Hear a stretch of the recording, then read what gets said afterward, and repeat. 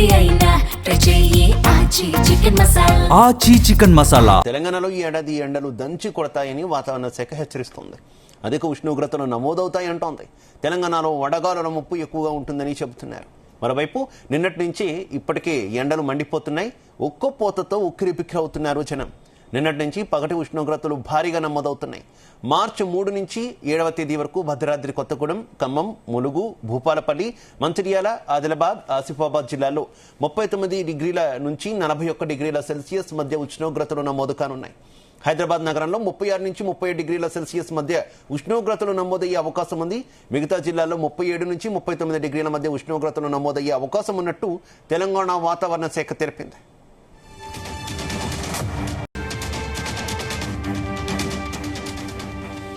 ఇదే విషయానికి సంబంధించి మరింత సమాచారం మా కరెస్పాండెంట్ రాజు పటేల్ అందిస్తారు. రాజు పటేల్.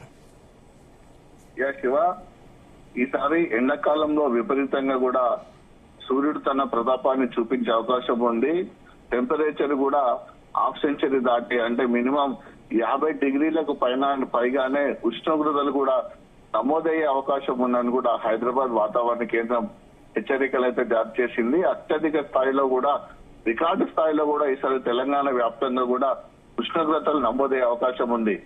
దాంతో పాటు వడగాళ్ల ప్రభావం కూడా చాలా ఎక్కువగానే ఉండే అవకాశం ఉంది. వడగాళ్ల ముప్పు, వడదెబ్బ తీవ్రత కూడా గతంలో ఉన్న దానికంటే ఈసారి మరింత ఎక్కువగా ఉండే అవకాశం ఉందని కూడా వాతావరణ శాఖ అధికారులు అయితే హెచ్చరికలు అయితే జారీ చేస్తున్నారు. మరోవైపు నిన్నటి నుంచే ఎండలైతే తెలంగాణలో మండిపోతున్నాయని చెప్పవచ్చు. ఉక్కపోతతో జనాలందరూ కూడా ఉక్కిరిబిక్కిరి అవుతున్నారు. నిన్నటి నుంచి కూడా పగటి ఉష్ణోగ్రతలు కూడా భారీగా నమోదు అవుతున్నాయి. సో మార్చి 3వ తారీఖు నుంచి 7వ తేదీ వరకు భద్రాద్రి కొత్తగూడెం జిల్లా, ఖమ్మం, ములుగు, భూపాలపల్లి, మంచిర్యాల, ఆదిలాబాద్, ఆసిఫాబాద్ జిల్లాలో 39 డిగ్రీల నుంచి 41 డిగ్రీల వరకు కూడా సెల్సియస్ మధ్య ఉష్ణోగ్రతలు నమోదయ్యే అవకాశాలు కానున్నాయి. ఇక హైదరాబాద్ సిటీలో కూడా దాదాపు 36 నుంచి 37 డిగ్రీల మధ్య కూడా ఉష్ణోగ్రతలు నమోదయ్యే అవకాశం ఉంది. సో ఈ జిల్లాలే కాక తెలంగాణలోని మిగతా జిల్లాల్లో కూడా 37 నుంచి 39 డిగ్రీల సెల్సియస్ మధ్య కూడా ఉష్ణోగ్రతలు నమోదయ్యే అవకాశం ఉందని కూడా వాతావరణ శాఖ అధికారులు అయితే తెలుపుతున్నారు.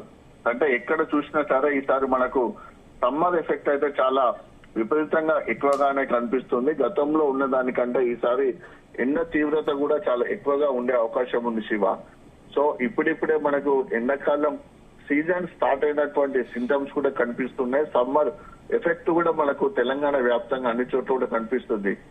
ముఖ్యంగా అటు ఉత్తర తెలంగాణ, దక్షిణ తెలంగాణతో పాటు మధ్య తెలంగాణలో కూడా ఈసారి ఎండలు తన ప్రభావాన్ని అయితే చూపించే అవకాశం ఉన్నట్టుగా కూడా ఇటు హైదరాబాద్ వాతావరణ శాఖతో పాటు అటు భారత వాతావరణ శాఖ IMD కూడా స్పష్టమైనటువంటి ప్రకటనలు అయితే పేర్కొంది. ఈ నేపథ్యంలో ఎండాకాలం తీవ్రతకు సంబంధించినటువంటి సింటమ్స్ కూడా మనకు కనిపిస్తున్నాయి.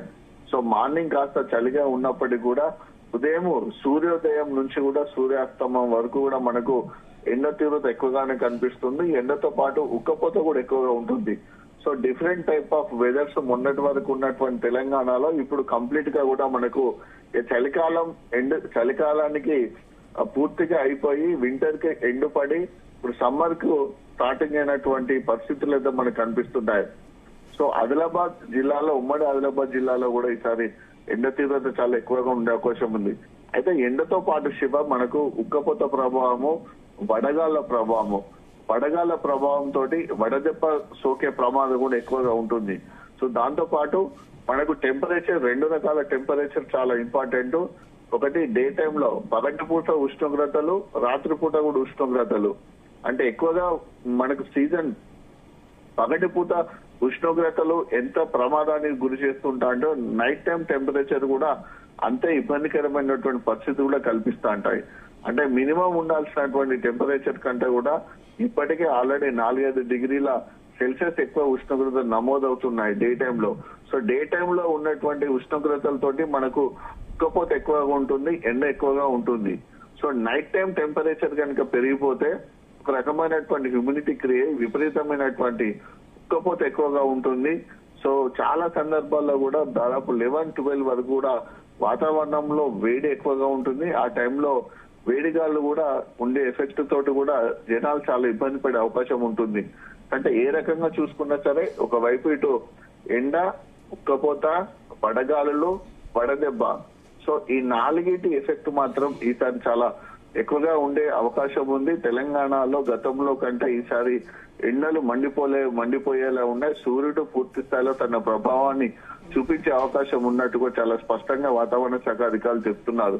సో మరి ఇలాంటి పరిస్థితులలో ప్రజలు కూడా చాలా జాగ్రత్తగా ఉండాలని అటు హెల్త్ ఎక్స్పర్ట్స్ కూడా చాలా జాగ్రత్తగా సూచిస్తున్నారు. ఎందుకంటే సమ్మర్ లో ఎండ ప్రభావం చాలా ఎక్కువగా ఉంటుంది కాబట్టి ముఖ్యంగా అగ్రికల్చర్ వ్యవసాయదారులకు సంబంధించి రైతులకు కూడా డే అంతా పనిచేసే అవకాశం ఉంటుంది కాబట్టి నీడ ప్రాంతంలో ఉండాలని సూచిస్తున్నారు. ఎక్కువగా కూడా ఈ ఎండతోటి ఉక్కపోతతోటి కూడా మనకు బాడీ డీహైడ్రేషన్ అవుతుంది కాబట్టి రెగ్యులర్ గా మనం వాటర్ తీసుకోవడము, కూల్ డ్రింక్ తీసుకోవడము, కొబ్బరి నీళ్ళు లాంటివి తీసుకోవడము, ఈ మిగతా ఇంకా శీతల పానీయాలు లాంటివి తీసుకోవడంతో పాటు ఎండ వేడి నుంచి మనకు ఉపశమనం పొందడానికి ఉన్ని దుస్తులు ధరించడము, కాటన్ డ్రెస్సెస్ కూడా ధరించడం చాలా ఉత్తమం అని కూడా డాక్టర్లతో పాటు ఇటు వైద్య నిపుణులు కూడా సూచిస్తున్నటువంటి పరిస్థితులలో ఇప్పటికే గత 2 రోజుల నుంచి అయితే తెలంగాణ వ్యాప్తంగా కూడా మనకు ఎండలైతే మండిపోతుందని చెప్పవచ్చు. రాబోయే రోజుల్లో ఈ తీవ్రత మరింత పెరిగే అవకాశం ఉంది శివ.